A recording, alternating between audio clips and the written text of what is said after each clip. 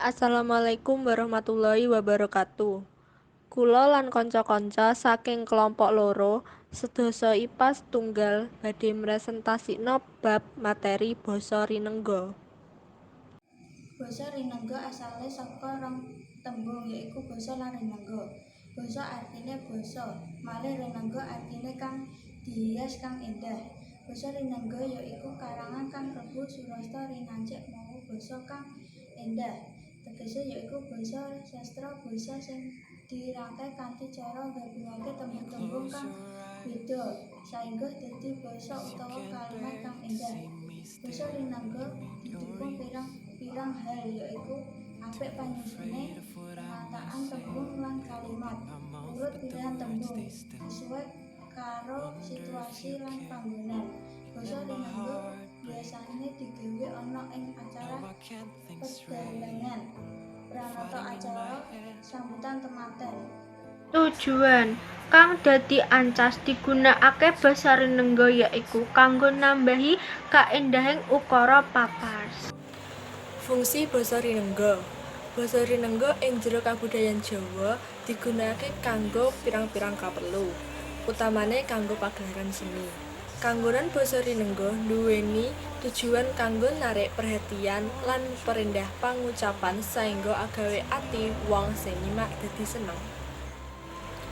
Tembung saraja yaiku tembung loro kang padha tegese utawa meh padha tegese banjur digawe bebarengan dadi siji.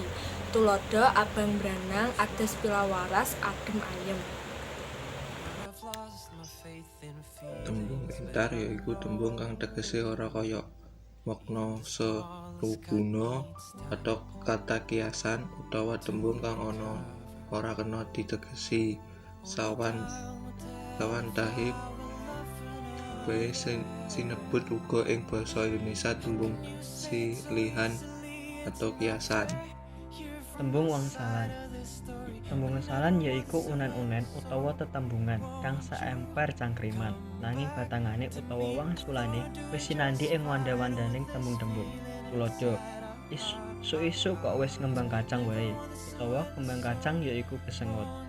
Janur gunung kowe dolan menyang omahku, utawa janur gunung yaiku aren utawa kadingaren. Paribasan yaiku unen-unen kang wis gumathok lan mawa teges tartamtu. Dabukaning paribasan awujud ukara utawa kumpulaning tembung kang kalebu basa pinatok. Tembung bebasan yaiku unen-unen kang ajeg panggonane, mawa tegese entar lan nebu surasa pepindahan marang kahanan sifat lan watak manungsa.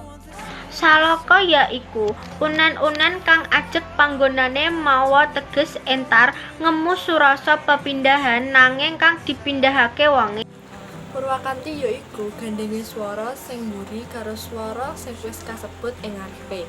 Tuladha ora abah ora mamah, bobot bibit lan bebet iku penting, garang nanging garing. Parian. Parian yaiku unen-unen kang dumadi saka rong ukara. Ukara sepisan kanggo narik kawigaten lan ukara kapindho minangka isi. Parian iku kaya pantun nanging mung rong larik.